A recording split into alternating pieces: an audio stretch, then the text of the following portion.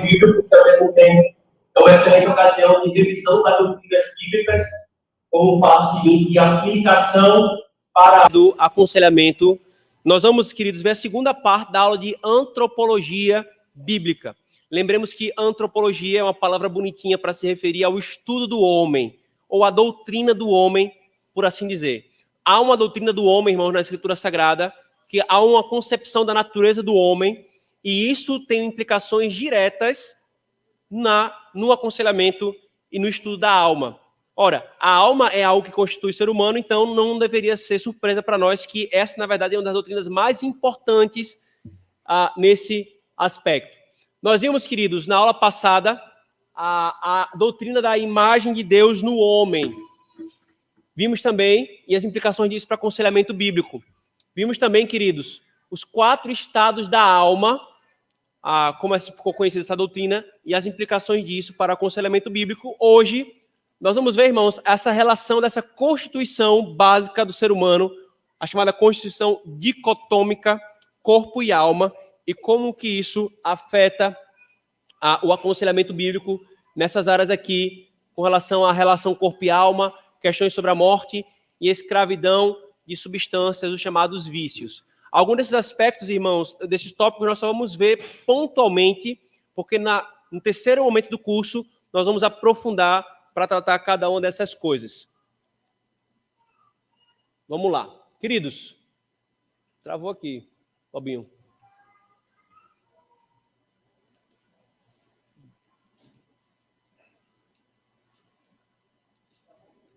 Tá meio bugado aqui. Chegou. Peraí, voltou. Chegou. Pronto. Queridos, primeiramente, vamos ver a doutrina da constituição dicotômica do homem. O que significa essa palavra, irmãos, tão diferente? Dicotômica. Ela tem a ver, queridos, com a quantidade de aspectos ou de partes que compõem o ser humano. Há uma doutrina no meio do cristianismo que ela não é majoritária, mas ela tem se tornado majoritária no meio de algumas igrejas, que é a chamada doutrina tricotômica, que defende que o homem é constituído de 3 partes: corpo, alma e espírito. Mas a doutrina bíblica, irmãos, a doutrina reformada que nós temos professado é dicotômica. O homem é constituído de 2 partes apenas: corpo e alma. Eu quero provar biblicamente isso, inclusive tratar de alguns textos que aparentemente são usados como base para essa suposta tricotomia do homem. Por favor, irmãos, vamos abrindo aí Gênesis 2, 7, Salmo 73, 36, Provérbios 11, 17. Depois, essa sequência de textos aí, Lucas, Mateus e Salmo 56. Depois, Romanos 7. Vamos abrindo aí. E alguém abre Eclesiastes 12, 7. Depois nós vamos voltar para ele, mas esse texto também é importante agora. 1 Coríntios, Efésios e Tiago. Vamos lá, quem for abrindo pode ir lendo.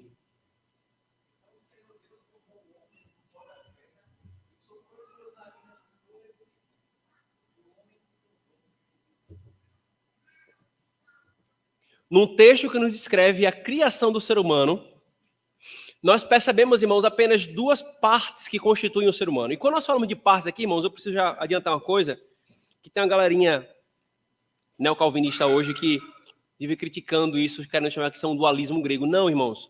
Quando nós falamos de partes no ser humano, não é que ele é uma coisa ou outra, não, ele é um todo integrado. Corpo e alma estão unidos de uma forma tão misteriosa, que nós não conseguimos fazer a separação. E quando a separação acontece, chama-se morte. Mas sim, é necessário ser feita a distinção a um aspecto material do ser humano e um aspecto imaterial, que não é material.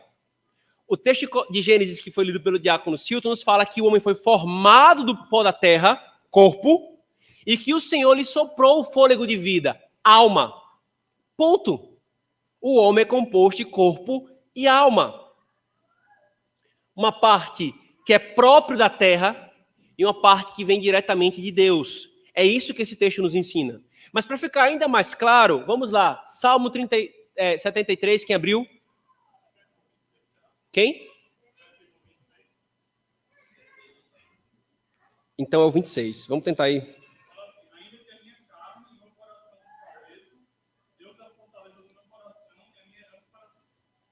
Ainda que minha carne... Alguém pode ler? Alguém tem outra versão? Alguém tem a CF? Você está na escada, presbítero, aí. Alguém está com a CF aí? Salmo 73, 26.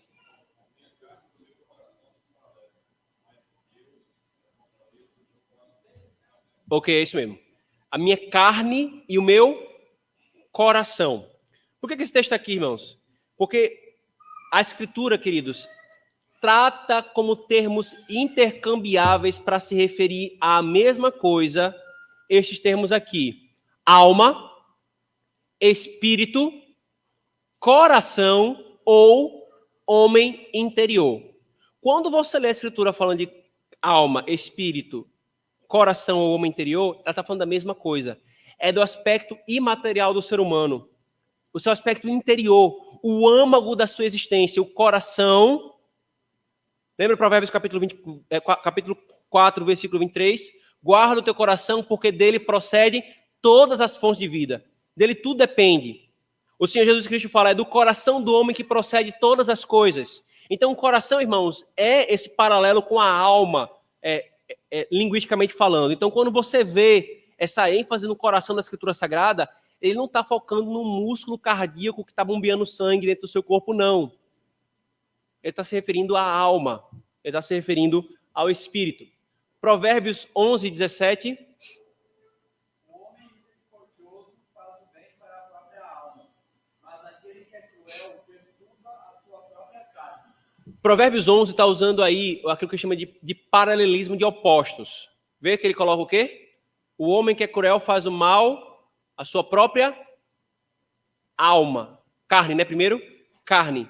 Mas o misericordioso faz bem a sua alma. Aqui é um paralelismo de contrastes que nos mostra que o autor está se referindo ao homem como um todo. Corpo, carne e alma. Ainda, Lucas 23, 46, Mateus 26, 38 e Salmo 56, 13.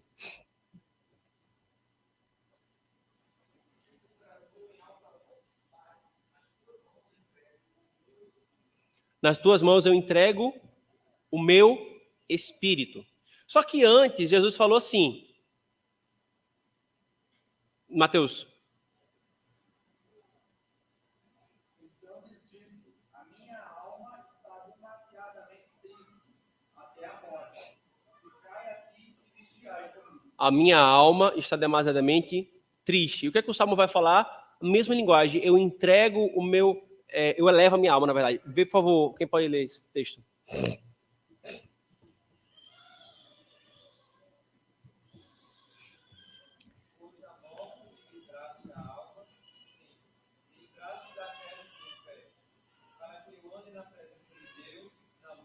Pronto. Quando Cristo está morrendo, ele entrega o quê? O Espírito. E aí o Samuel vai falar que o Senhor livrou o que da morte? A alma. Meus irmãos, a alma e o Espírito são a mesma coisa. É o mesmo princípio de vida. Não são coisas distintas. Romanos capítulo 7. Quem abriu?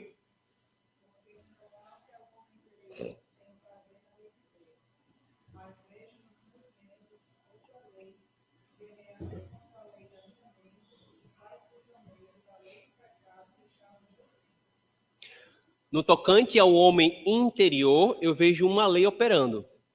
Mas no tocante aos meus membros, em Corinto, Paulo faz referência ao homem exterior, eu vejo outra lei operando.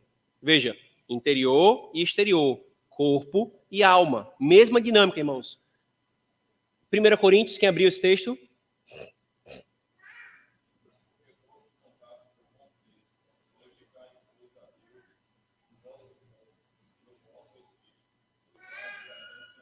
Glorificai a Deus no vosso corpo e no vosso espírito. Percebe? Corpo e espírito. Efésios 3:16.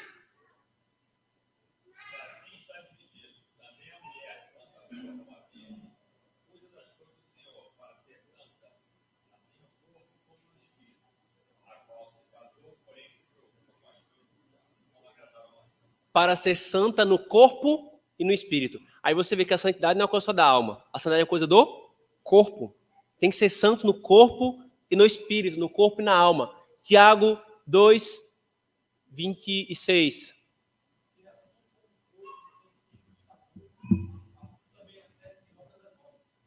O corpo sem espírito está morto. Da mesma forma é falado em outras ocasiões que o corpo, quando a alma sai do corpo, o corpo morre.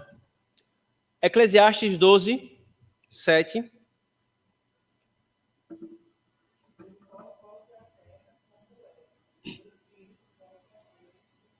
Pronto, aí quando, veja, criação, Deus criou o corpo e colocou a alma. Aí chega na hora da morte, como é que se separa o ser humano?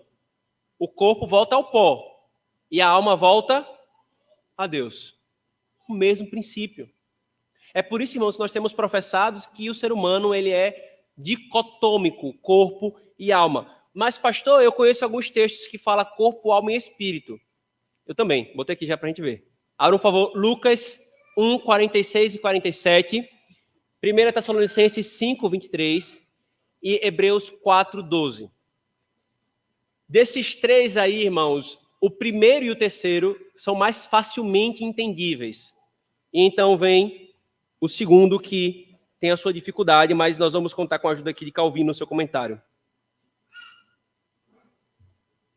Maria diz: a minha alma engrandece ao Senhor, o meu espírito regocijou-se em Deus, meu Salvador.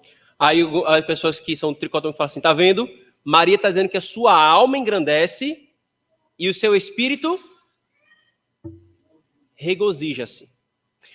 Primeiro, se você for levar ao pé da letra, você vai encontrar movimentos e operações da alma que são atribuídos ao espírito nos salmos e vice-versa. Você já teria uma dificuldade aí. Ou melhor, uma solução para esse erro doutrinário. Mas, queridos, nós estamos lidando aí com um cântico, com uma expressão poética. É uma linguagem que vai utilizar recursos de paralelismo. A minha alma engrandece, meu espírito exulta. É muito comum essa estrutura, irmãos, nos Salmos, na poesia hebraica. Bem-aventurado o homem que não ouve o conselho dos ímpios, não se detém no caminho dos pecadores, nem se assenta na roda dos escarnecedores. Aqui ele está fazendo um paralelismo de progresso, ou mais precisamente, decadência. Você primeiro ouve os ímpios, depois passa a imitá-los, daqui a pouco você está como um deles. Mas está se repetindo o mesmo padrão, o mesmo princípio. É um paralelismo. Os céus proclamam a glória de Deus. O firmamento, os céus, anuncia as obras da sua mão. As obras das suas mãos é a sua glória. Então o que está sendo feito é a mesma coisa, irmãos. Hebreus 4, por favor.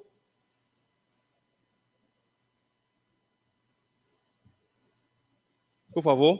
Porque a palavra de Deus é viva e eficaz, e mais penetrante do que qualquer espada de dois gumes, que penetra até a divisão da alma e do espírito, e das juntas e medulas, e é apta para discernir os pensamentos e intenções do coração. Pronto. E aí, tá vendo, pastor? Tá falando aí que a palavra do Senhor é apta para discernir a alma, ou melhor, separar a alma do espírito. Mas veja a linguagem retórica do autor. Separa juntas e medulas, alma e espírito, pensamentos e propósitos do coração. Pergunta, pensamentos e propósitos do coração são duas coisas distintas? É tanto que algumas versões, quando vão traduzir provérbios e salmos que falam sobre propósito do coração, traduz por pensamentos, porque é a mesma coisa. O que o autor está falando é, a palavra do Senhor é tão eficaz para sondar o coração humano, ela é tão penetrante para dizer o que é e o que não é, que ela divide o indivisível. Eu vou falar assim, ela divide o subir do para cima. Subir para cima, então ela divide isso aqui. Ela está falando a mesma coisa. Só que para fins de argumento ele fala, ela vai fundo e faz separação e distinção. Só que aí, 1 Tessalonicenses...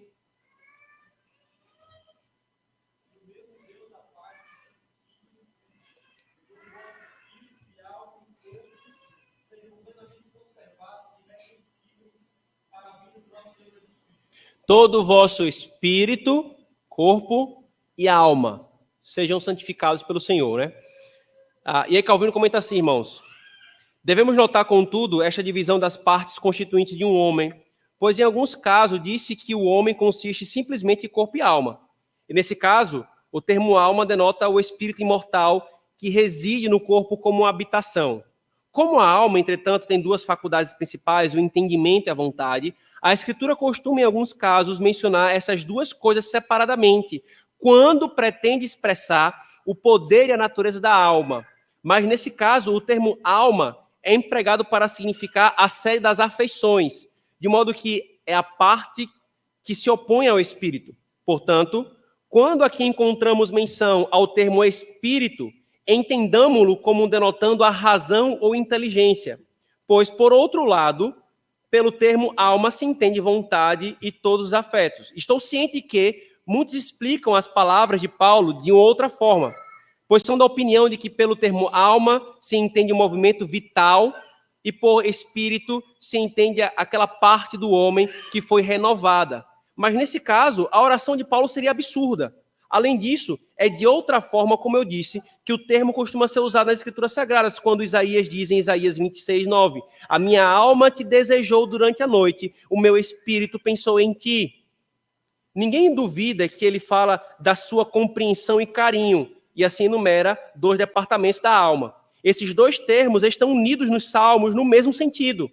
Isso também corresponde melhor à declaração de Paulo, pois, como o homem interior é interior, exceto quando seus pensamentos são puros e santos, quando todas as suas afeições são corretas e adequadamente reguladas, quando, em suma, o próprio corpo expõe os seus esforços e serviços de suas obras. A faculdade de compreensão é considerada pelos filósofos como sendo as afeições da alma, do espírito, etc, etc. O que Calvino está falando aqui, irmãos? Ele percebe um padrão de quando aparecem as duas coisas juntas, um intento de especificar aspectos do ser humano.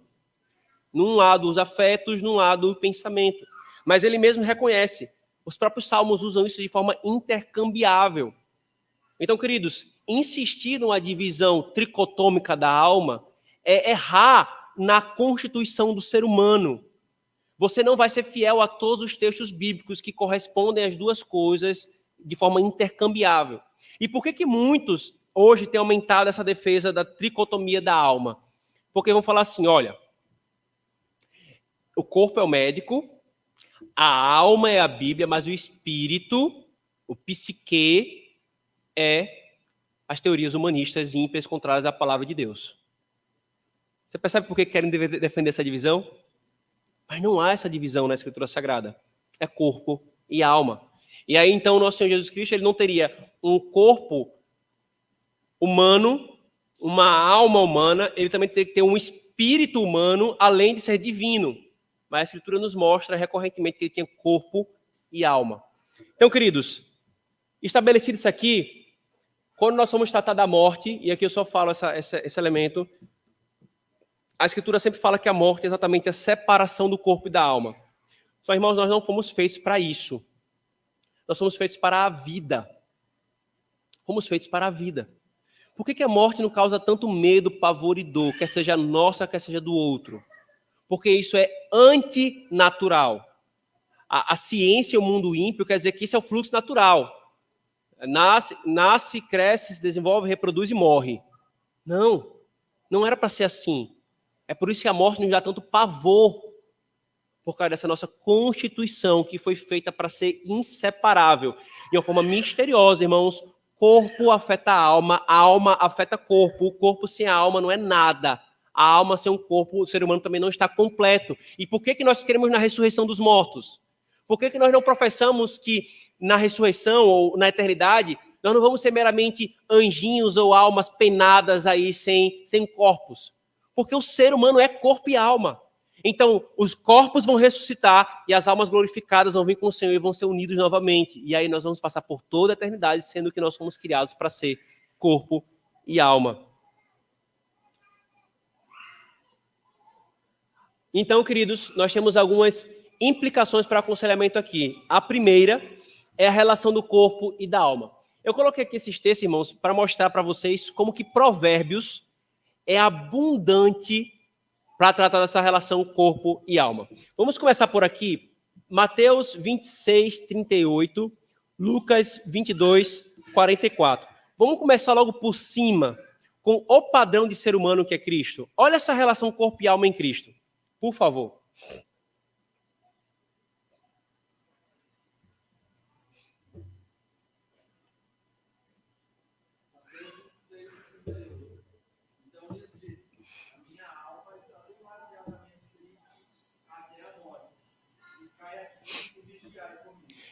O que é que está triste em Cristo?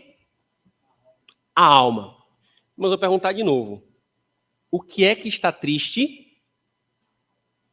A alma. Alma. Tristeza é algo da alma.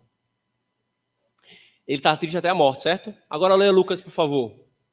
Lucas 22, 44.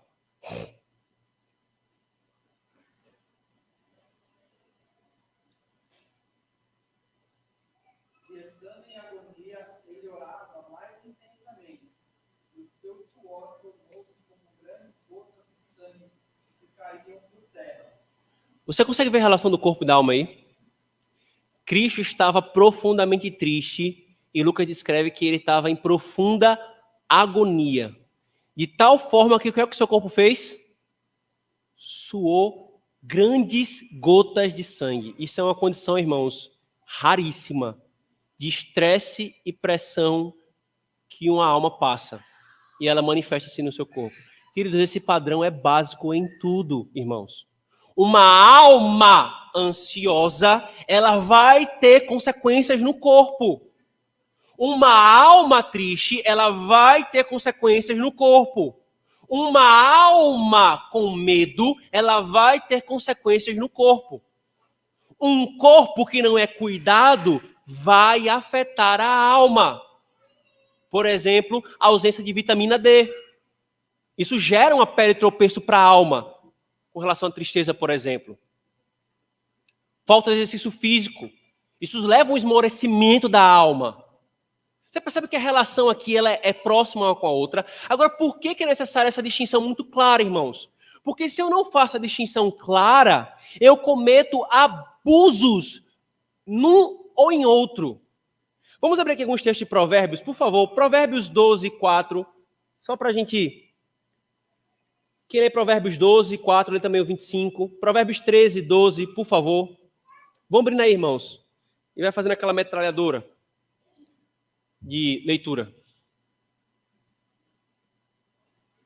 Por favor. Para que eu possa fechar o comentário desse tópico.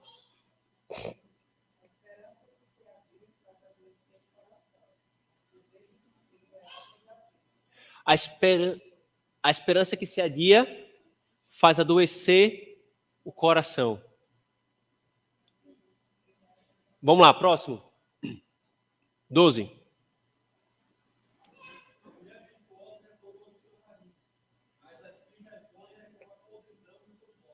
Como a podridão dos seus ossos. Essa expressão é interessante, irmãos, porque ela aponta, esse conceito vai se repetir no livro de Provérbios, a podridão dos ossos.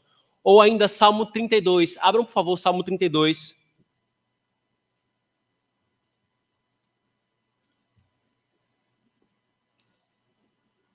Versículo 3. A gente vai voltar para Provérbios, é só para fazer esse paralelo aqui com esse texto.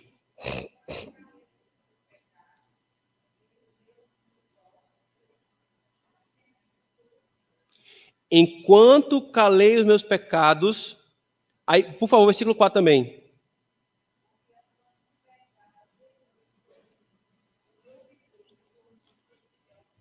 Veja o que Davi está falando, queridos.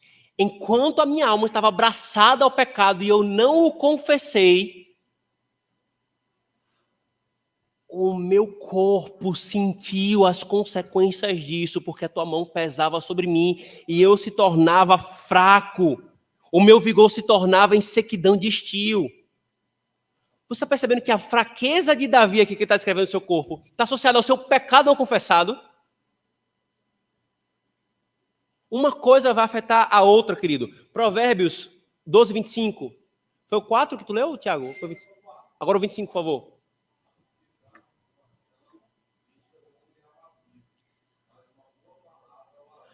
A ansiedade do coração deixa o homem abatido. Isso é novidade? Está aqui a escritura descortinando, irmãos, claramente. Provérbios, que mais? 15, 13.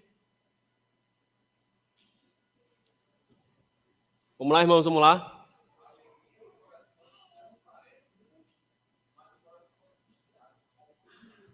A alegria transparece no rosto, no corpo, mas a tristeza também.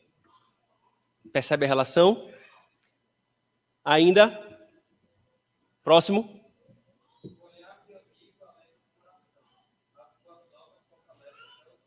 Até os ossos. O que mais?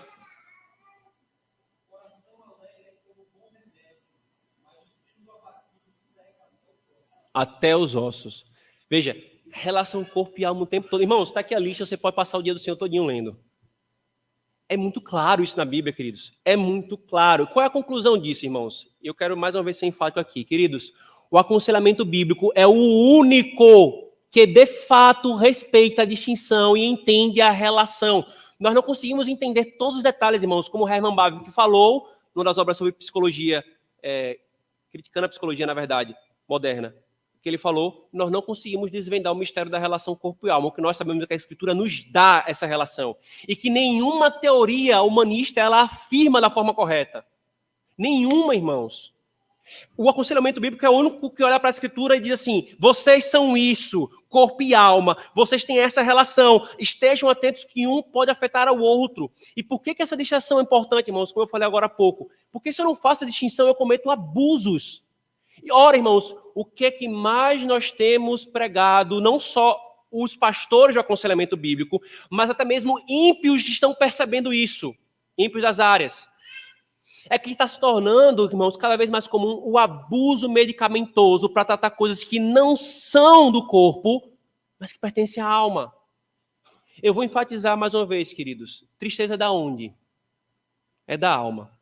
Agora me diga, como que meramente colocar algumas substâncias químicas no meu cérebro vai resolver a tristeza que está na minha alma?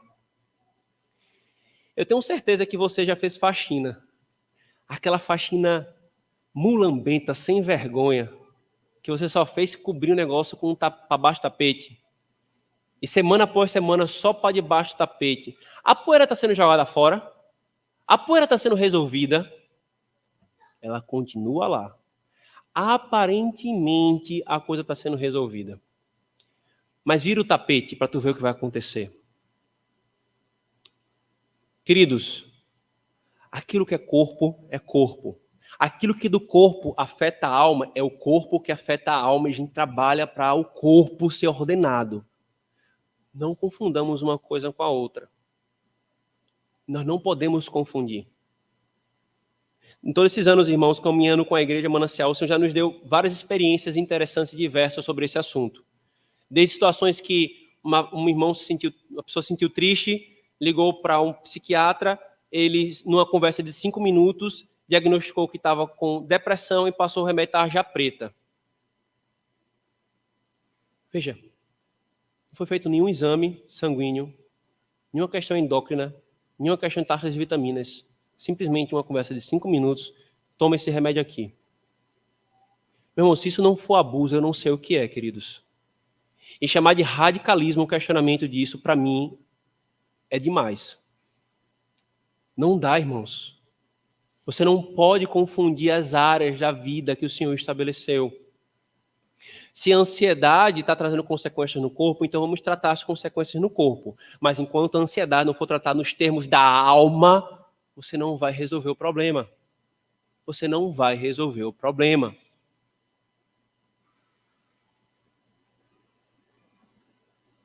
Comumente, experiências de pessoas que passam 10 anos tomando remédios e continuam com a mesma coisa lá. Mas como já falei inúmeras vezes para a igreja, irmãos, eu posso dar aqui centenas de casos somados com os nossos, mais vários outros pastores amigos, de pessoas que se deixaram trabalhar pela palavra do Senhor e se aconselhado na alma, se viram livres dessa escravidão que não traz nenhuma esperança.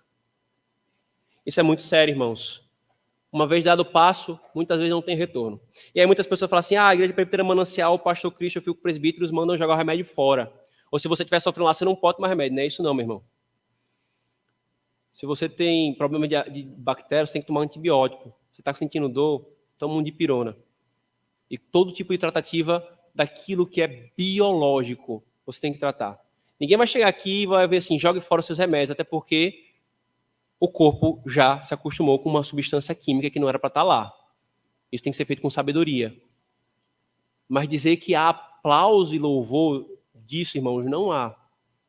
E é curioso, irmãos, porque com o passar do tempo, alguns podem ficar assim, sempre receosos de conversar com o pastor Christopher, com os presbíteros, porque sabe que se for conversar, não vai encontrar uma cama muito confortável para essa abordagem. Não vai mesmo não, irmãos. Nós vamos lutar até as últimas com as armas que o Senhor nos deu. E toda essa série de aulas, queridos, é para dar essa convicção à igreja.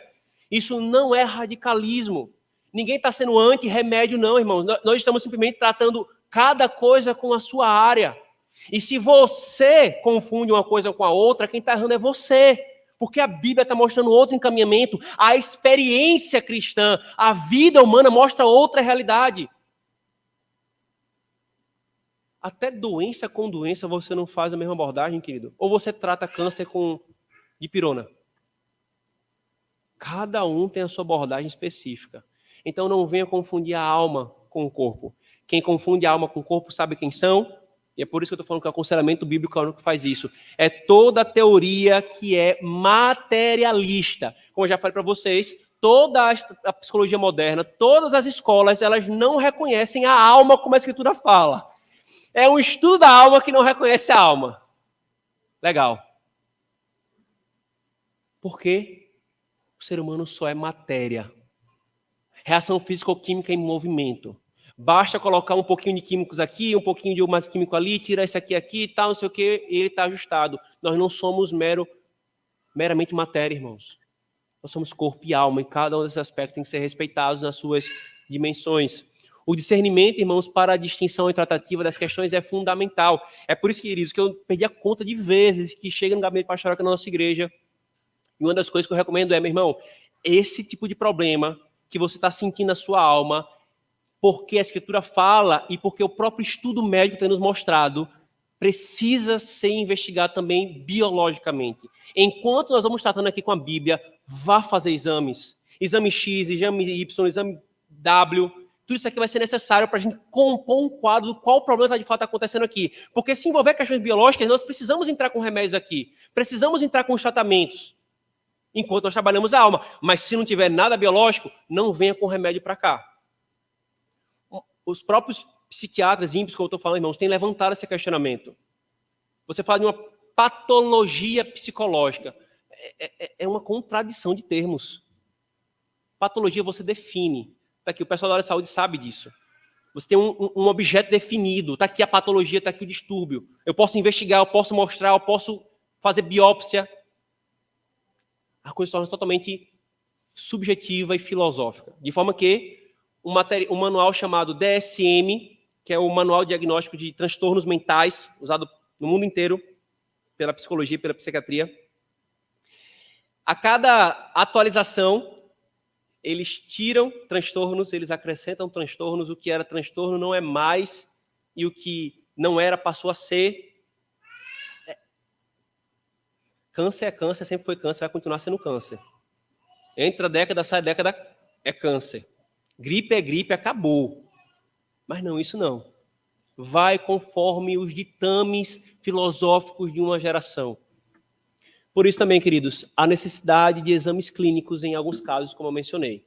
E aí, irmãos, para encerrar, nesses 8 minutos que nos restam, isso vai trazer uma implicação na questão da escravidão às substâncias, irmãos, que são comumente chamadas de vícios. E aí nós evitamos usar essa linguagem, como os irmãos sabem, para todos esses problemas, usamos uma linguagem bíblica, porque a linguagem bíblica nos dará um fundamento para buscar soluções bíblicas.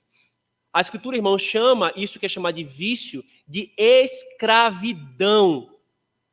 Porque qual é o problema, irmãos? Quando lidam com vícios, resumem a questão, mais uma vez, reduzem a questão a mera questão biológica. Reduzem o problema a simplesmente questão biológica. Então, para você lidar com vício, basta você tratar comportamento e questões químicas. Pronto. Mas a Escritura não apresenta dessa forma, irmãos. Quando alguém é escravizado do álcool, não é porque ele tem alguma mera predisposição genética. Não, irmãos. Há algo muito mais profundo com relação a isso. Venha, por exemplo, 1 Coríntios 6, 12. Todas as coisas são lícitas, mas nem todas as coisas convêm. Todas as coisas são lícitas, mas eu não serei levado sob o poder de nenhum. A gente leu 1 Coríntios 6, antes de eu comentar, eu me lembrei de um texto aqui em 1 Coríntios 6. Por favor, 1 Coríntios 6, irmãos, só para ainda sobre o tópico anterior, que eu quero ilustrar aqui. Versículo 8 a 11. Diz assim: mas vós mesmos fazeis a injustiça. Cadê? Não, versículo 9. Ou não sabeis que os injustos não herdarão o reino de Deus? Quem é que não vai herdar o reino de Deus, irmãos? Quem? Os injustos. Injustiça é um conceito moral da alma ou o quê? O que Paulo está tratando aqui? É um conceito moral, envolve alma, certo? Aí ele vai começar a elencar. Não vos enganeis, nem impuros, nem idólatras, nem adúlteros, nem efeminados, nem sodomitas, nem ladrões, nem avarentos, nem bêbados, nem maldizentes, nem roubadores herdarão o reino de Deus. Tais foste alguns de vós, mas vós vos lavastes, mas fostes santificados, mas fostes justificados em o nome do Senhor Jesus Cristo e no Espírito de nosso Deus. Queridos, eu não estou com esse artigo aqui aberto que eu escrevi já há uns 3 anos, mas eu pesquisei, irmãos, e eu encontrei, queridos, para cada um desses pecados e injustiças que Paulo elenca aqui, um correspondente no DSM de um transtorno psicológico. Você não é ladrão, você é cleptomaníaco. Você não é efeminado. São os seus desejos no subconsciente que estão lutando por causa do seu ancestral comum e do que seu pai e sua mãe fez com você, e você precisa liberar isso. Você não é maldizente. Você só tem uma compulsão linguística. E aí você esvazia tudo. Há um conceito que não é a questão espiritual e moral da alma. Você percebe a gravidade disso? Um jovem, um homem escravizado à pornografia, já não é mais um adúltero. Ele é um voyeurista. É uma doença, como eu já ouvi alguém falando. Um pedófilo já não está cometendo um pecado grave da quebra do 7º mandamento. É uma doença psicológica. Você está vendo que isso não para. Depois que você dá um passo, meu amigo, nesse sentido errado, o resto tudo se destrambelha e não tem volta. 1 Coríntios que foi lido, Paulo falou: todas as coisas me são lícitas, mas nem todas convêm. Todas as coisas me são lícitas, mas eu não me deixarei dominar por nenhuma delas. Aqui está o conceito, irmão, de escravidão. Quando tudo aquilo que na criação o Senhor me colocou de forma lícita me domina, eu estou como escravo. Eu não sou um mero viciado. Eu sou um servo que baixou a cabeça para esse Senhor e diz: mande em mim. Paulo fala lá em Timóteo, lembra que a gente viu também isso em Salmo 19, irmãos? Sobre os pecados que dominam, né? Paulo fala para que os presbíteros não sejam dados ao vinho. O que é isso? Não sejam dominados pelo vinho. Ou ainda, Lucas 21, 34, por favor. Vamos ler esses textos aqui, irmãos, para nós encerrarmos a nossa aula.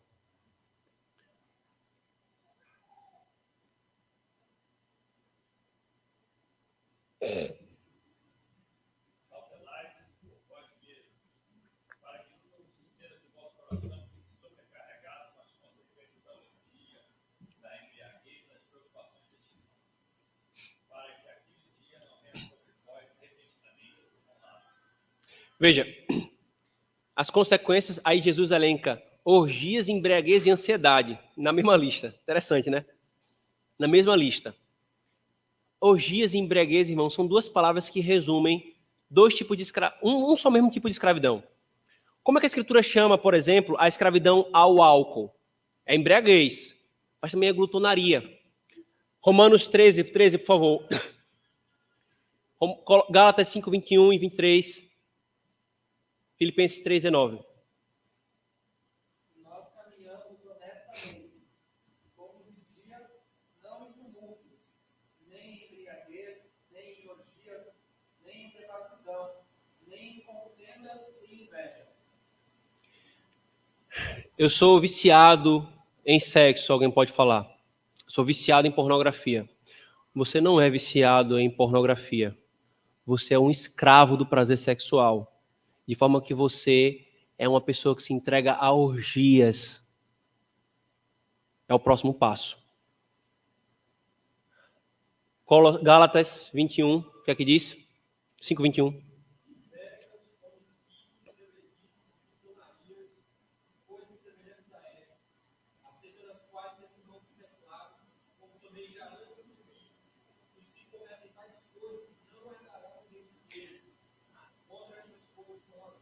Aquele homem que é escravo do álcool, ele não é meramente um alcoólatra, que tem uma doença, coitado.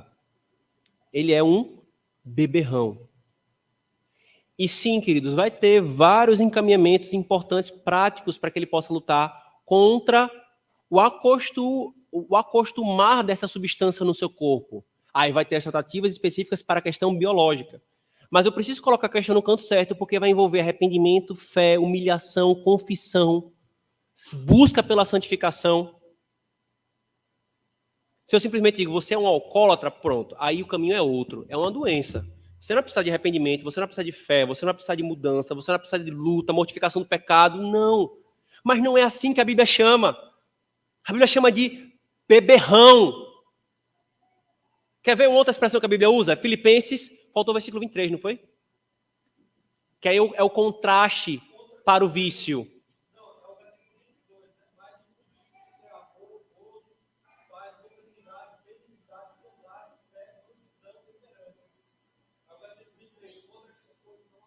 Certo? Domínio próprio, não foi? Domínio próprio. Domínio próprio é o oposto à escravidão. Então, uma pessoa que é escrava a uma substância, queridos, sabe o que ela não tem? Quem acerta? Domínio próprio. Ah, pastor, eu como compulsivamente.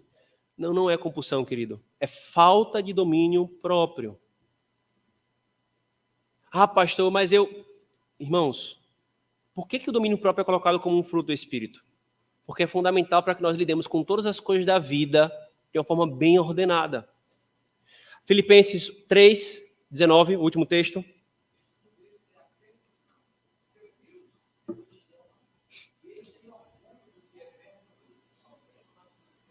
Paulo chama essas pessoas que são dominadas por esses prazeres de idólatras do quê? Do próprio estômago, do próprio ventre. Ou você acha que essas coisas não trazem prazer? Por que você acha que alguém se entrega a substâncias químicas entorpecentes, ao álcool, a drogas, ou aos prazeres sexuais, ou qualquer outro tipo de substância? Porque dá prazer, só que é um falso prazer. É um prazer enganoso. E a pessoa vai se entregando e ela quer servir esse Deus do prazer do seu estômago, do seu ventre. Ela quer que se curvar, ela quer adorar. E ela vai até as últimas para ter tudo que ela tem. E quanto mais ela dá, mais esse Deus demanda dela. Me dê mais, me dê mais. E ela vai se rendendo, ela vai se entregando. E daqui a pouco ela está simplesmente humilhada. Uma das piores condições da agressão humana, irmãos, é você ver um homem escravizado a uma substância. Ele está humilhado, prostrado como nada. Meu irmão morou em São Paulo, a Cracolândia lá, é bem pesado o negócio. Muito pesado. Botando na rua pessoas como se fossem cachorros. Porque escolheram outro Deus para adorar. Então, queridos, porque eu entendo a relação do corpo e da alma, a alma ela está conduzindo essa entrega à escravidão, o corpo vai se acostumar com a substância. Então vamos tratar o problema. O que é que eu faço? Eu foco só o corpo? É uma questão de doença genética, doença? Não. Começa antes. Começa na alma. É muito comum essa questão de propensão genética. Muitas pesquisas têm questionado essa questão da propensão genética. E cuidado, irmãos, com afirmar esse tipo de coisa. Mas é uma coisa certa, que a Escritura fala. Um escravo de substâncias começou a sua escravidão na alma com uma idolatria daquele prazer que aquela substância vai lhe dar. São escravos, são adoradores do seu próprio ventre. Você percebe as implicações que entender a relação corpo-alma vai nos dando, irmãos? E vai colocando cada coisa no seu devido lugar.